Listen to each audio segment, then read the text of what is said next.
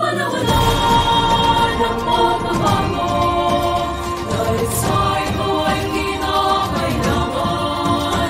Tayo na magtulong-tulong na maunlarin ang mahal na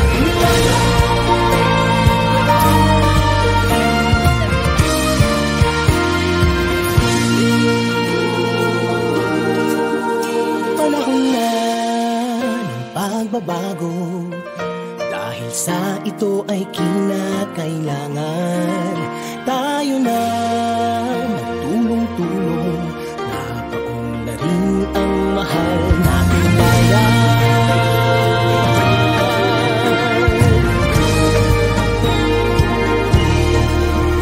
Panahon na ng pagbabago, at ayos ang mga dapat ayusin.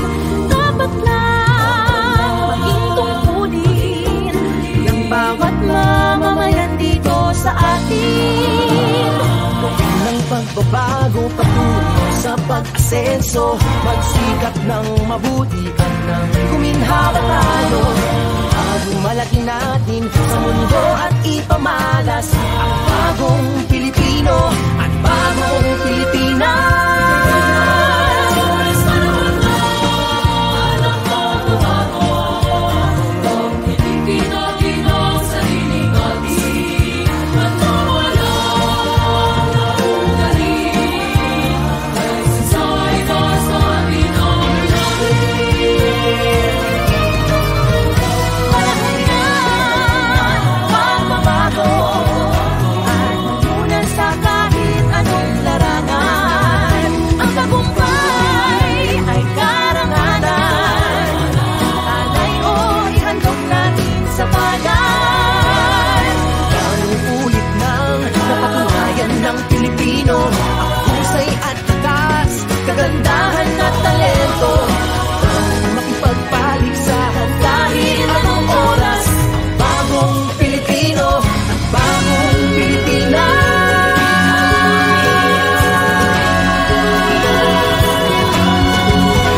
Panahon na pagbabago, buhay natin ay gawing maaliwalas. Langit ang magandang bukas, sumunga ng bagong Pilipinas.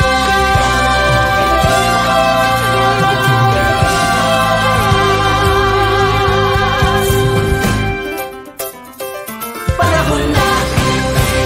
At dahil sa alam naman natin may mga detractors din ng kasalukuyang administrasyon ng mga kaibigan. And kaya sabi ko maganda pag-usapan ito. Okay? So magandang araw po muli sa inyo mga kaibigan. Maraming salamat sa patuloy na pagsama. Ngayon ay talakayin naman po natin itong tungkol po dito sa issue dito po sa mga National Food Authority officials na sinuspinde ng mga kaibigan. Okay. Ito dito sabi dito mga kaibigan, 139 NFA officials sinuspinde. Okay? And meron pong meron pong kasamang video yan mga kaibigan, no? Panoorin po natin itong video na kasama tungkol diyan at saka natin pag-usapan muli ng mga kaibigan. Okay? Asa na yan? NFA. Maikli lang din ito mga kaibigan. Suspension ang 139 na opisyal at Okay, stop muna. So yun mga kaibigan, pinatawan ng suspension, no? Yung 139 na mga opisyal ng NFA, di ba?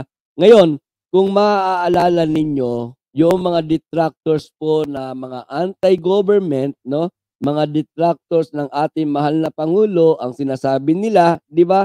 Ay kurap daw, di ba? Ay nagkukubli daw, no, ng mga kurap ang kasalukuyang gobyerno, di ba? At nakalimutan din nila yung mga sinasabi naman noong nakaraang administrasyon, mga kaibigan, na ayaw sa kurap, di ba? Pero etong mga tao, mga opisyal ngayon, mga kaibigan, na sinuspindi sa kasalukuyang administrasyon, no, yung 139, Dito pa lang ito sa departamento pa lang ng NFA mga kaibigan. Ito ay mga namana pa doon sa nakaraang administrasyon. Di ba? So isa lang ang malinaw dito mga kaibigan, sa kasalukuyang administrasyon, sa administrasyon ni Pangulong Marcos, mga kaibigan, walang nakakaligtas na mga korap. Di ba? Ito, tuloy natin. Empleyado ng National Food Authority o NFA simula ngayong araw. Ang kautusan ay ipinalabas ni Department of Agriculture Secretary Francisco Chu Laurel Jr. Ang mga ito ay ang mga iniimbestigahan dahil sa umano'y pagkakasangkot sa kontrobersyal na pagbebenta ng buffer rice o imbak na bigas ng pamahalaan. Kasama sa sinuspindi si NFA Administrator Roderico Bioco at Assistant Administrator for Operations John Robert Hermano. Gayun din ang ilang regional managers at Mga sinuspindi mga kaibigan, hindi po basta mga ordinaryong worker lang. Ang mga sinuspindi kasama yung mga head, kasama yung mga supervisor, kasama yung mga regional na may hawak sa mga regional mga kaibigan, kasama po. Hindi lang pangkaraniwang empleyado or worker sa NFA ang sinuspindi mga kaibigan. Ganyan kaseryoso ang kasalukuyang administrasyon, lalong-lalo na po kung ang pag-uusapan ay ang paglilinis, di ba? Ang paglilinis at kasama na rin sa pag-uusapan yung mga nakakapagpabagal, di ba? Nakakapagpabagal sa pag-angat ng ekonomiya ng bansa, no mga kaibigan. Ganyan kaseryoso. Hindi po basta lang sinasabi na I hate corrupt. Ayaw ko ng corrupt. Pero wala namang naaayos, di ba? Katulad nung nakaraan sa administrasyon ni Duterte. Puro lamang sabi na bawal ang corrupt. Ayaw ko ng corrupt. Pero wala naman tayong nakitang inaksyonan, di ba? Samantalang ngayon sa kasalukuyang administrasyon mga kaibigan, habang patuloy ang paglilinis, nakikita naman natin. Di ba? O baka naman maapektuhan ang baka naman maapektuhan ang tawag dito. Baka maapektuhan naman ang NFA dahil sinuspindi na halos lahat ng mga malalaking tao sa loob ng NFA. Di ba? Sabi nga ni Nixon, panahon pa ni Digong mga sangkot diyan. Dahil ang sabi dito mga kaibigan ay from 2019, no? Yung kanilang iniimbestigahan ay from 2019 hanggang 2023. So, pasok lahat ito sa panahon ni Digong, no mga kaibigan? House supervisors mula sa iba't ibang panig ng bansa. Sa isang pahayag, sinabi ni Secretary Laurel na nakikipag-ugnayan siya sa Office of the Ombudsman simula nang pumutok ang kontrobersiya. Lumikha na rin anya siya ng special panel of investigators para alamin kung sino ang may pananagutan at makita paano maiiwasan ang katulad na pangyayari sa hinaharap. Pansamantala munang hahawakan ni Secretary Laurel ang Yun. So si Secretary Laurel pala ang pansamantala munang hahawak mga kaibigan para hindi maapektuhan, di ba? Same thing nung ginawa naman ni PBBM dati, di ba? Siya muna yung pansamantalang humawak sa sa DA, di ba? O ganyan mga kahuhusay yung mga yung mga nakukuha na katuwang ng ating mahal na pangulo, di ba mga kaibigan? O handang mag-step down, magtrabaho para malinis lamang yung yung mga sektor na kanilang hinahawakan, di ba? O wala yan sa panahon ni Digong. Bahala kayong mangurap dyan, basta makinabang ako. Sabi nga ni Infinity Screen, di ba? Bawal ang kurap, ako lang pwede. Sabi ni tawagin mo ako master, dapat nga tuluyan ng inalis at palitan na NFA under ng government kung walang naging connection between NFA admin at Department of Agriculture. Sablay yun sa ginawa ng NFA admins. And sabi naman ni Nixon Mendoza, yes, kasi wala naman tinanggal si PBBM na tauhan nung naupo siyang Pangulo. Siguro para pag may nakitang katiwalian, alam na nila kung sino ang mananagot. Di ba? Ilang bata na kaya ang nagahasa ni Kibuloy Manyak. Ilang bata na kaya napigyan ng pajama? Yun lang. Tulong. Mumuno sa NFA para hindi magkaroon ng delay sa serbisyo at proyekto ng ahensya. Umaasa si Secretary Laurel na bukod sa mga nasuspending NFA personnel ay tuloy pa rin sa trabaho ang mga empleyado para mapaglingkuran ang ating mga kababayan. Nauna nang nag-file ng leave of absence si NFA Administrator Bioco para bigyan ng kalayaan ang mga investigador na magsagawa ng investigasyon. Ayon pa kay Secretary Laurel, ang plano nilang malalimang investigasyon ay maaaring umabot pabalik sa taong 2019. Bukas din anya siya sa sinumang lulutang para tumulong sa paglilinis ng NFA. Ang preventive suspension ay para bigyang daan ng ombudsman na makuha ang lahat ng mga kinakailangang dokumento at iba pang ebidensya na may kaugnayan sa pagbebenta ng buffer stocks ng NFA. Humingi naman ang paumanhin sa Secretary Laurel na hindi na makapagbibigay ng iba pang impormasyon maliban sa kanyang mga nabanggit. Diba, mga kaibigan? Oh. So, tuloy-tuloy ang paglilinis ng kasalukuyang administrasyon para maipakita yung transparency, 'di ba?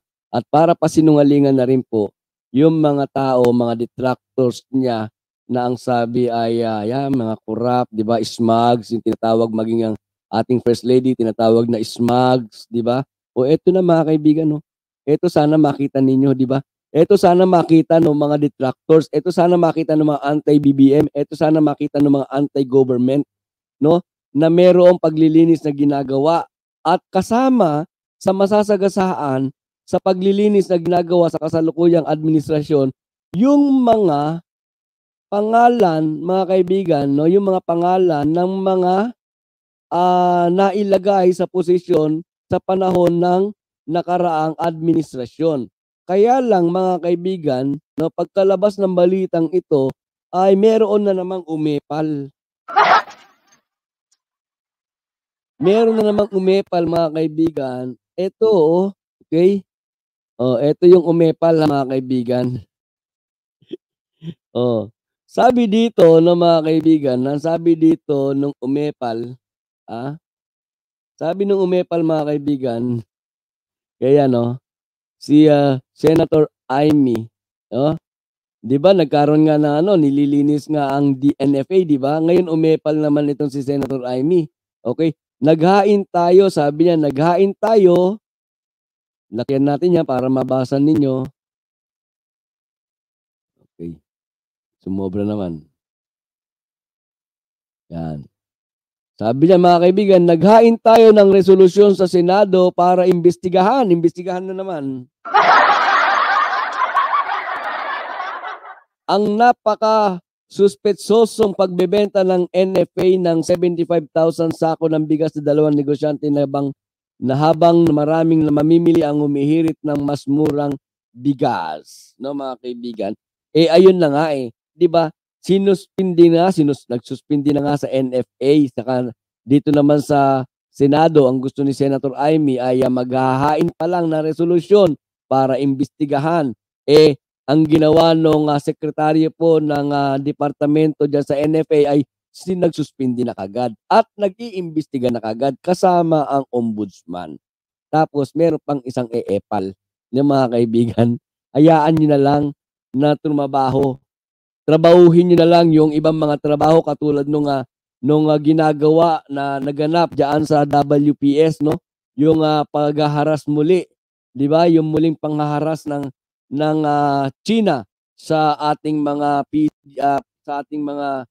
Philippine Coast Guard, sa Philippine Navy, 'di ba? Yun na lang ang asikasuhin ninyo, no? Hayaan niyo na trumabaho yung mga sekretaryo po ng iba't ibang departamento na ang ginagawa ay talagang tumatrabaho ng maayos at naglilinis ng mga dumi na ikinalat ng mga nakaraang administrasyon. Huwag niyo na pakialaman, 'di ba?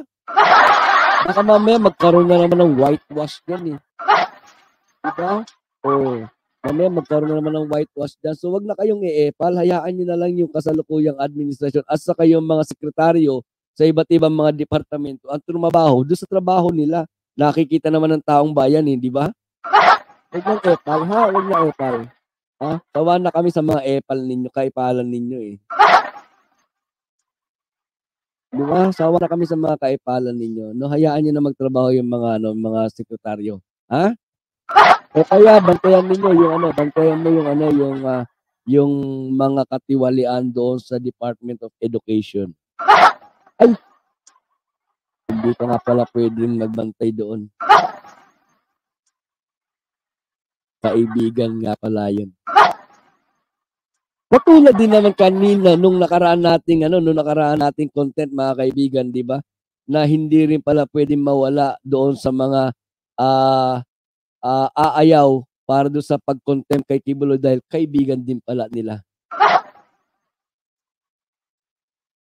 Diba? So hayaan nyo na lang. Kung hindi rin lang maaalis yung pakikipagkaibigan, no? Hayaan nyo na lang na yung mga sekretaryo na itinalaga ng Pangulo doon sa mga iba't ibang departamento sa kanilang ginagawang paglilinis doon sa mga departamentong hawak nila. No? Kayo mga kaibigan, ano ang inyong masasabi dito sa ating medyo slight good news yun, no, mga kaibigan, na nagkakaroon ng paglilinis sa kasalukuyang administrasyon at talagang inuuna talaga yung mga pwedeng makahadlang sa pag-angat ng ating ekonomiya. Please comment po dyan sa comment section sa baba ng mga kaibigan. At yan naman po ay binabasa ko, minamarkahan ko po yan ng like or dislike. Pero wala akong masyadong dinidislike ng mga kaibigan. Pagka mga basher, hindi ko na lang minamarkahan yun, hinahayaan ko na lang. Di ba? So binabasa po natin yung mga komento niya mga kaibigan at minsan ay ginagawa din